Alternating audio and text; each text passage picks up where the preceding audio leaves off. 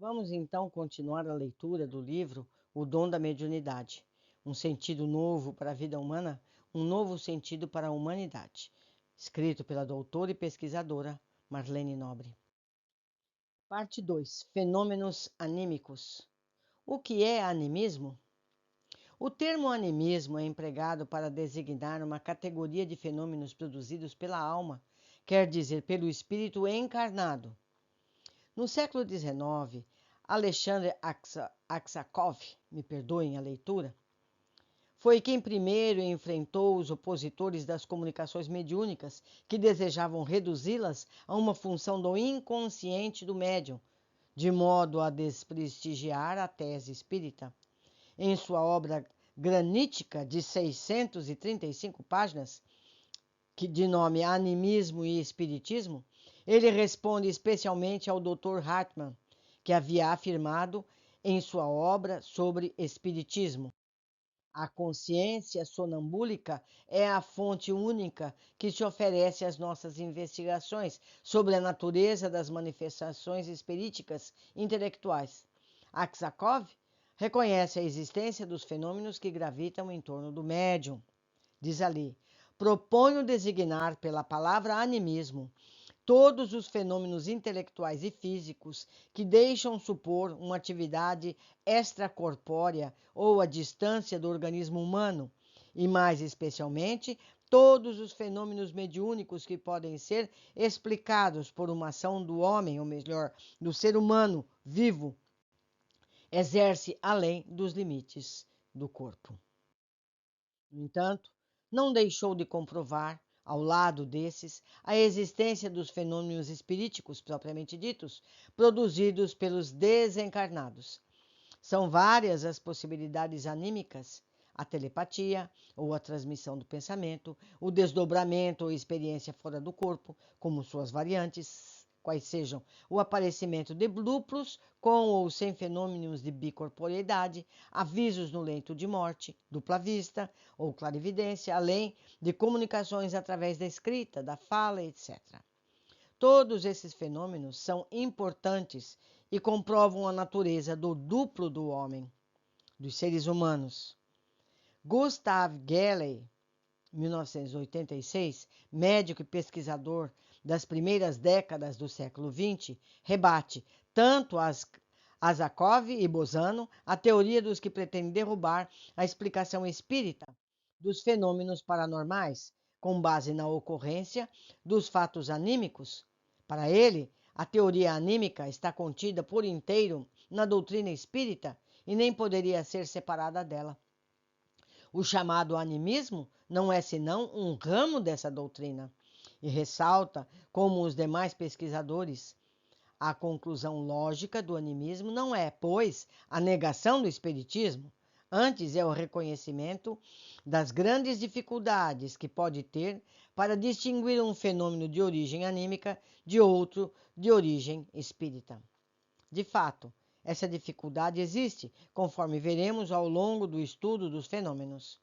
Embora não tenha utilizado especificamente o nome animismo, Kardec considerou a existência de duas ordens de fenômenos. Os estudou em O Livro dos Médios e especificou no capítulo 8 do Livro dos Espíritos. Mistificação ou animismo? Em Obsessão e Suas Máscaras, tive a oportunidade de comentar um caso no livro dos Domínios da Mediunidade, mas é importante recordá-lo novamente aqui, por ser um exemplo típico de comunicação anímica. Trata-se de uma senhora que buscou a casa espírita para tratamento do que ela julgava ser uma perseguição espiritual. Isso está, como eu disse, no livro Domínios da Mediunidade, no capítulo 22. Na sessão mediúnica, começou a falar como se estivesse dando uma comunicação por incorporação, dizendo-se vítima de um perseguidor que lhe desfere um golpe mortal com uma arma pontiaguda. Quando André Luiz constatou que não havia comunicação de nenhum desencarnado, o assistente Aulos explicou que o fenômeno era de animismo autêntico. Na realidade, segundo o instrutor, a manifestação era decorrência dos próprios sentimentos da senhora em observação. Ela estava por demais arrojada ao pretérito, à vida anterior, de modo que recolhia as impressões deprimentes de que se via possuída, externando-as do meio em que se encontra.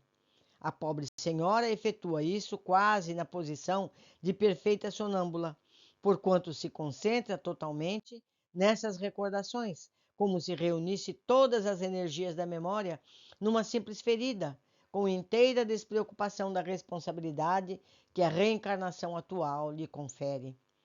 Muitos autores batizaram esse fenômeno de mistificação inconsciente ou subconsciente. Para Aulus, porém, é uma doente mental que merece carinho a fim de que se recupere.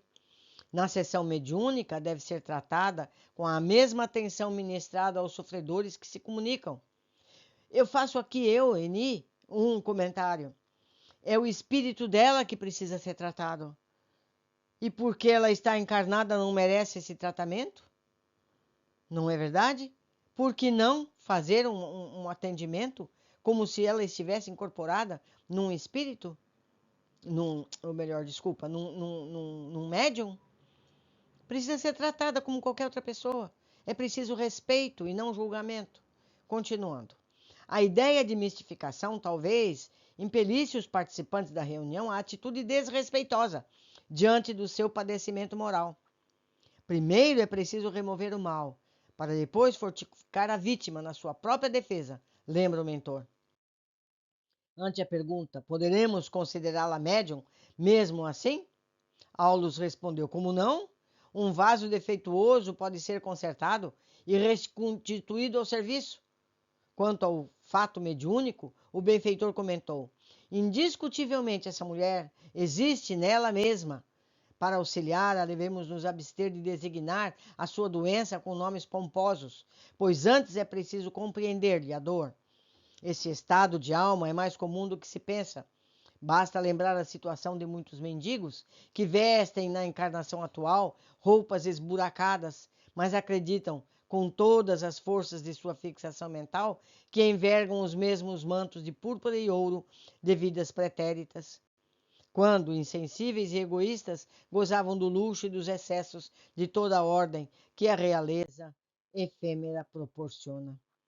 Em seu campo de experimentação, Kardec, em O Livro dos Médiuns, no seu capítulo 19, item 223, diz que muitas vezes teve dúvida quanto à natureza da comunicação, porque sabia perfeitamente da existência dessa outra realidade contida no iceberg do inconsciente, onde o encarnado armazena suas recordações pregressas, e buscou o esclarecimento dos espíritos instrutores.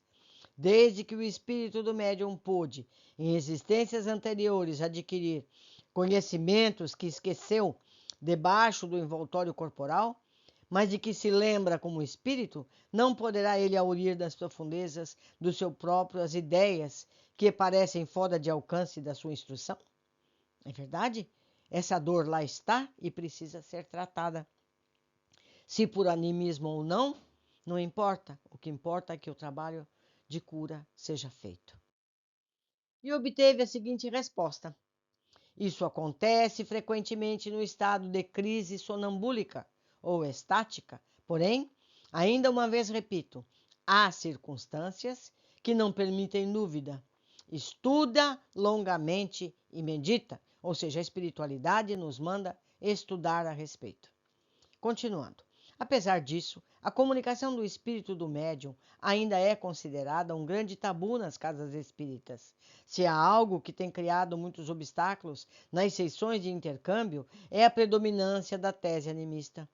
Mesmo comunicações autênticas têm sido taxadas de anímicas, como podemos comparar no livro No Mundo Maior, em seu capítulo 9.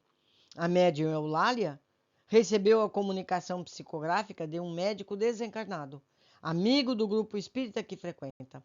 Embora seu pensamento não esteja voltado para a mesma frequência de vibração do comunicante, pois não comunga o entusiasmo dele pela ciência, nem mesmo demonstrou esse interesse em outras existências, é notável a sua boa vontade no desempenho da função mediúnica.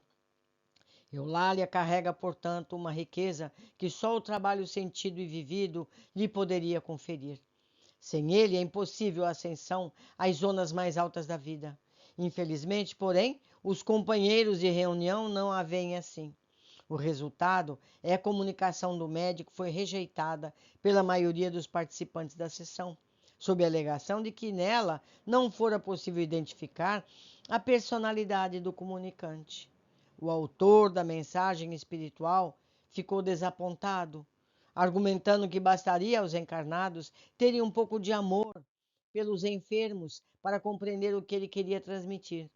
Eulália ouvia as objeções com dolorosa amargura. Percebendo que as observações poderiam colocar a perder o trabalho do médium, o benfeitor Calderaro foi em auxílio, impondo as mãos sobre sua cabeça, impedindo-a de ouvir as referências sem proveito.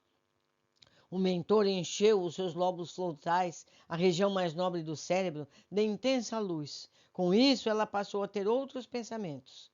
Dispôs-se a trabalhar até o fim, a converter as opiniões desanimadoras em mais auxílio, em motivo de energia nova, sem se esquecer de corrigir os próprios defeitos. Enfim, prometeu a si mesma fazer da mediunidade um campo de trabalho em que aperfeiçoaria cada vez mais os próprios sentimentos. Esses dois casos lembram a necessidade de se estudar sempre, porque a mediunidade é muito complexa. Ensinam, sobretudo, que não basta ter ilustração superficial. É preciso desenvolver o discernimento em profundidade para que se faça uma análise justa das comunicações. Assim como existe animismo autêntico, que não é reconhecido, há comunicações espirituais legítimas, taxadas de anímicas. Na raiz das interpretações errôneas, há sempre excesso de preconceito. Digo eu agora, meus amigos, não importa se é animismo ou não, importa tratar o caso, porque o caso existe, seja a fonte um espírito encarnado ou desencarnado. Por que esse preconceito? Não merecem todos o mesmo carinho, o mesmo amor? Pensemos nisso. Quisera todos os dirigentes de trabalhos espirituais pudessem perceber. Ficamos hoje por aqui. Eu aguardo a todos no nosso próximo capítulo. Um abraço.